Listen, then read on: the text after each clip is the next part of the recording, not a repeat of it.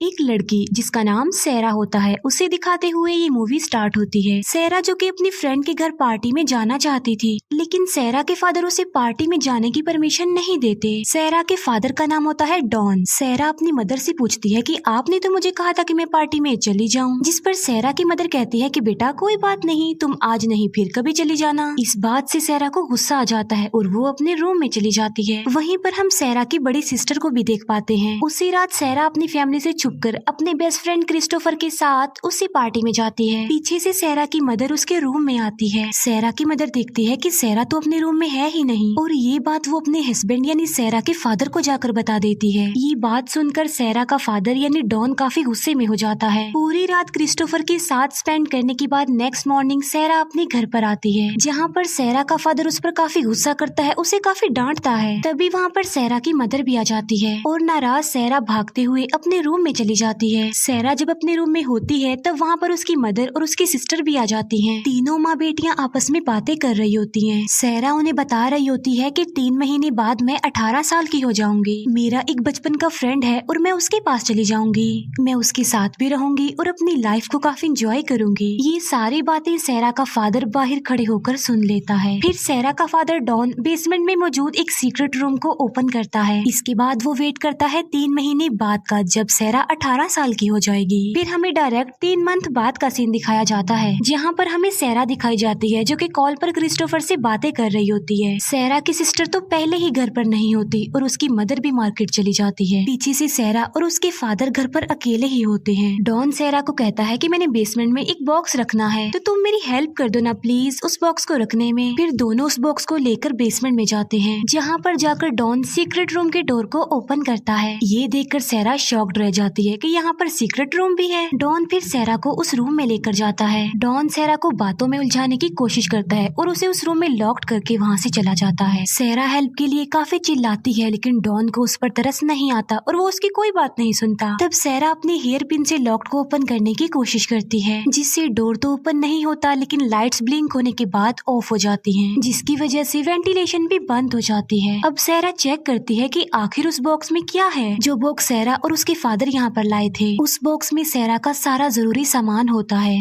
जो इस जगह पर रहकर सैरा के काम आने वाला था। सैरा वेंटिलेशन विंडो से हेल्प मांगने लगती है। डॉन देखता है कि सैरा की आवाज तो बाहर तक आ रही है और इसीलिए वो वेंटिलेशन को भी बंद कर देता है। वो रूम एक साइलेंट रूम था, इसी वजह से अब उस रूम से कोई भी आवाज नहीं आ रही थी। सैरा की मदर को उसकी काफी फिक्र होती है और वो उसे काफी ढूंढती भी है, लेकिन डॉन तो बिल्कुल रिलैक्स था, जैसे उसे कोई परवाह ही ना हो। नेक्स्ट डे सैरा फिर से रूम का डोर ओपन करने की कोशिश करती है, लेकिन फिर वैसा ही होता है, लाइट्स अपने आप ही ऑफ होकर फिर से ऑन हो जाती हैं। तभी वहाँ पर डॉन आ जाता है और सैरा उसे पुश करके वहाँ से भागने की कोशिश करती है, लेकिन सैरा देखती है कि बेसमेंट का दरवाजा भी बंद है। तब डॉन सैरा को वापस रूम में ले आता है और वो सैरा पर काफी गुस्सा भी करता है। डॉन उससे कहता है कि अगर तुम मेरी बात मानोगी तो मैं तुम्हें बहुत जल्द यहाँ से बाहर निकाल दूंगा, लेकिन सैरा उसकी ये बात नहीं मानती, जिसकी वजह से डॉन को उस पर फिर से गुस्सा आ जाता है और वो सैरा के साथ जबरदस्ती कर देता है। इसके बाद सैरा की हालत खराब होने लगती है और उसे वोमिट होती है। फिर एक हफ्ते बाद पुलिस भी सैरा को ढूंढने के लिए इन्वेस्टिगेशन कर रही होती है। डॉन कहता है कि सैरा हमसे दूर कहीं बाहर चली गई है, क्योंकि वो हमसे अलग होकर लाइफ स्पेंड करना चाहती थी। सैरा की मदर कहती है कि वो सिर्फ ऐसा कहती थी, उसने ऐसा करने का कभी सोचा भी नहीं था। पुलिस ऑफिसर कहता है कि हमें सैरा के लिए वेट करना चाहिए, क्या पता वो कांटेक्ट कर ले। दूसरी तरफ सैरा अपने फादर यानी डॉन की इस हरकत पर काफी दुखी होती है और काफी अपसेट होती है। फिर एक दिन क्रिस्टोफर सैरा का पता करने के लिए उसके घर पर आता है,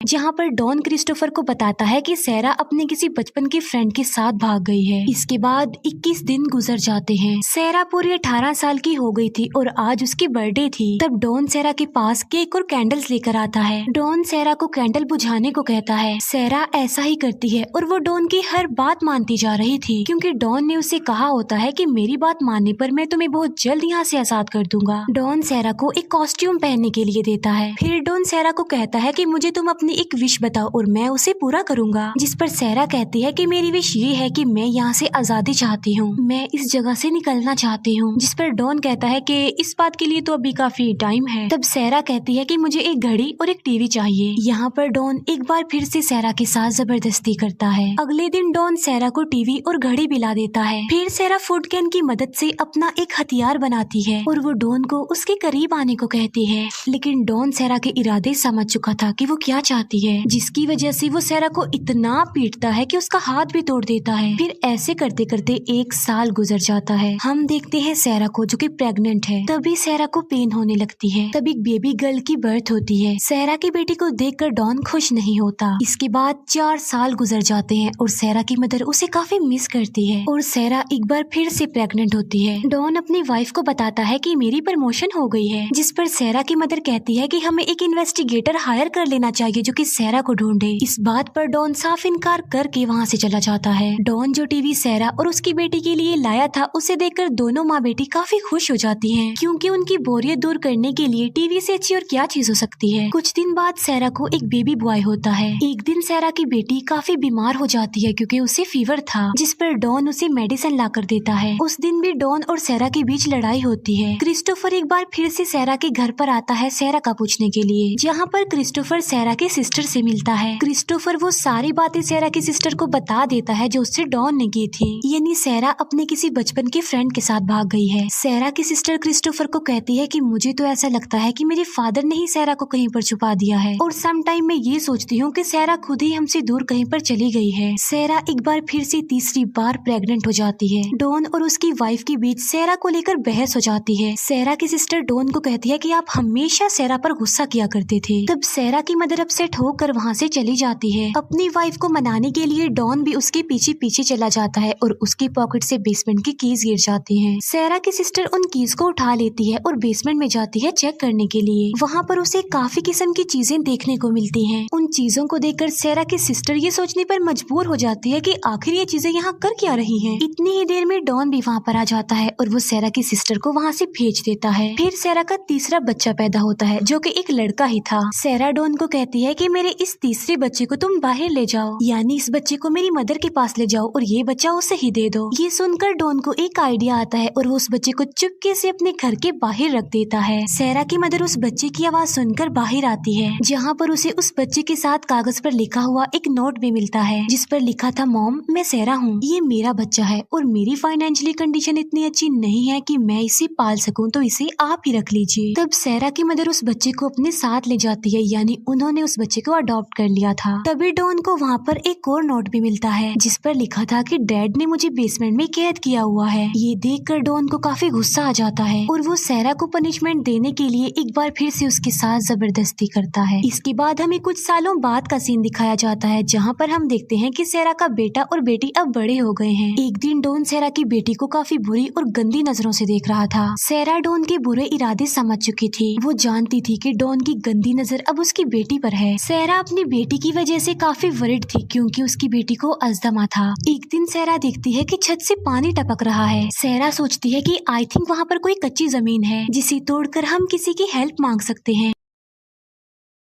सैरा उस जगह पर सुराख कर देती है। रात को वो उस सुराख से एक लाइट बाहर निकालती है। उस लाइट को एक आदमी देख लेता है, लेकिन बदकिस्मती से जाकर वो ये बात डॉन को बता देता है कि तुम्हारे बेसमेंट के एक सुराख से लाइट आ रही है। ये सुनकर डॉन को सैरा पर काफी गुस्सा आता है, इसीलिए वो जाकर सैरा को बहुत बुरा मारता है। वो सैरा को इतना बुरा मारता है कि सैरा का मिसकैरेज हो जाता है। सैरा का बच्चा मर जाता है और डॉन उसके मरे हुए बच्चे को जाकर दफनाता है। इस बात की वजह से सैरा के बच्चे काफी दुखी हो जाते हैं। सैरा डॉन से अपने उस बेटे के बारे में पूछती है जो उसने अपनी मदर को दे दिया था, जिस पर डॉन बताता है कि नेक्स्ट मंथ वो एक टूर्नामेंट खेलने वाला है। जिस पर सैरा का बेटा कहता है कि मैं भी बाहर जाना चाहता हूँ खेलने के लिए। वो बच्चा कहता है कि हम कब जाएंगे बाहर, हम कब खेलेंगे बाहर जाकर। जिस पर डॉन कहता है कि जब तुम्हारी मदर का बिहेवियर मेरे साथ अच्छा होगा तब मैं तुम्हें यहाँ से बाहर ले जाऊंगा, तब तुम भी बाहर जाकर खेल सकोगे। सैरा डॉन से सॉरी बोलती है कि उसके बच्चों ने बाहर जाने की बात की। उसकी जाने के बाद दोनों बच्चे सैरा पर गुस्सा करते हैं कि हमने आखिर ऐसा क्या कह दिया था जो आपने सॉरी बोला उनसे, जिस पर सैरा कहती है कि मैं सिर्फ तुम्हारी हिफाजत करना चाहती हूँ। सैरा काफी दुखी होती है और वो क्रिस्टोफर को काफी मिस भी कर रही होती है, क्योंकि यहाँ आने से पहले वो क्रिस्टोफर से मिली थी और उसने क्रिस्टोफर के साथ काफी अच्छा टाइम स्पेंड किया था। दोनों बच्चे सैरा से बदतमीजी करने पर माफी मांगते हैं। सैरा अपने दोनों बच्चों को डॉन की सारी रियलिटी बता देती है, वो भी बिल्कुल सच सच। ये बातें सुनकर दोनों बच्चे काफी